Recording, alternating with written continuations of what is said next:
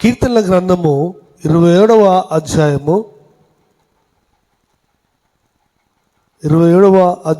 14వ వచనంలో,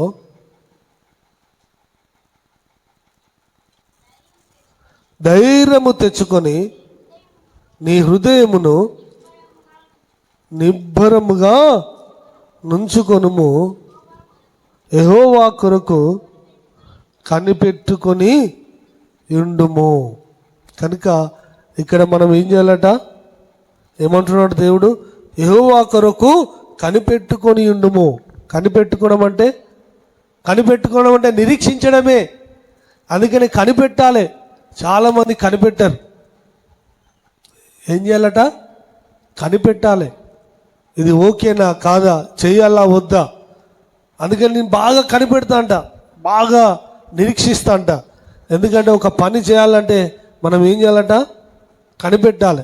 ఇది ప్రభువు చిత్తమా కాదా, దేవుని యొక్క చిత్తములో ఉండమన్నదా లేదా, నేను నడిచేది కరెక్ట్ మార్గమేనా, లేక దేవుని చిత్తానుసారమైందేనా, దేవునికి అంగీకారంగా ఉన్నదా లేదా అనేది మనం పరిశోధించాలి, మనం పరిశీలించాలి, మనం పరీక్షించాలి.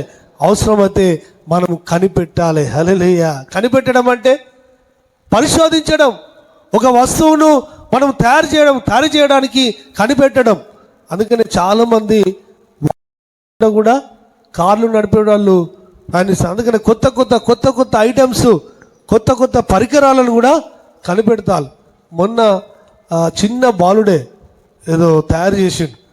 ఒకడు ఏం చేసినాడంటే బ్యాటరీతో కూడా ఒక 25-30 వేలతోనే ఒక బ్యాటరీ కూడా నడిపేది కనిపెట్టినాడు. వాడు డిగ్రీ.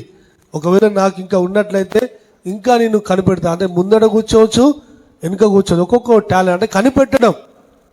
కనుక అందుకనే మనం కూడా ఏం చేయాలట? కనిపెట్టాలి. ప్రభు కోసం ప్రార్థనతో కనిపెట్టాలి. ఏం చేయాలి ప్రభా, ఏది చేయాలి, ఏది చేయకూడదు, ఏది జరిగించాలి, ఏది జరిగించకూడదు. అందుకనే ప్రతి కార్యాన్ని కూడా మనం కనిపెట్టి ప్రార్థనతో మనము ప్రారంభించేటువంటి వారు. అందుకనే ఒకవేళ కనిపెట్టకుంటే దానిలో మనం ఏమవుతామంటే ఫెయిల్ అవుతాం. ఎందుకంటే మన చిత్తాన్ని మనము పెడుతున్నాం కనుక, కనిపెట్టక ప్రభు చిత్తం లేదు కనుక దాంట్లో మనం ఏమవుతామట? ఫెయిల్ అవుతాం. హల్లెలూయా. కనుక అందుకనే మనము కనిపెట్టేవారు. అందుకని యెహోవా కొరకు కనిపెట్టుకొని ఉండుము, ధైర్యము తెచ్చుకొని నీ హృదయమును నిబ్బరముగా నుంచుకొనుము, యెహోవా కొరకు కనిపెట్టుకొని ఉండుము. కనుక మనము ధైర్యముగా ఉండాలి. ఏం కావాలట? ధైర్యముగా ఉండాలి. ఎందుకంటే కనిపెట్టుకున్నప్పుడు అది ప్రభు చిత్తమైతే ఏమవుతుంది? అది సక్సెస్ అవుతుంది. ప్రభు చిత్తము కాందైతే అది సక్సెస్ అనేది మరి కాదు. కనుక అందుకనే మనం ధైర్యంతో ప్రభు వైపు చూస్తూ మనం ఎప్పుడైతే కనిపెట్టగలుగుతామో ధైర్యంతో మనం ఉండగలుగుతాం. అందుకని ధైర్యం కూడా కావాలి. చాలామందికి ధైర్యం ఉండదు కదా. అందుకని ధైర్యం కూడా. అందుకని పిరికి వారికట పరలోక రాజ్యంలో ప్రవేశము లేదు. కనుక అందుకనే ధైర్యముగా ఉండాలి. అందుకనే స్త్రీలలో కూడా ధైర్యవంతులు కావాలి. స్త్రీలు కూడా ఎక్కడ పడితే అక్కడ నిలబడాలి, మాట్లాడగలగాలి.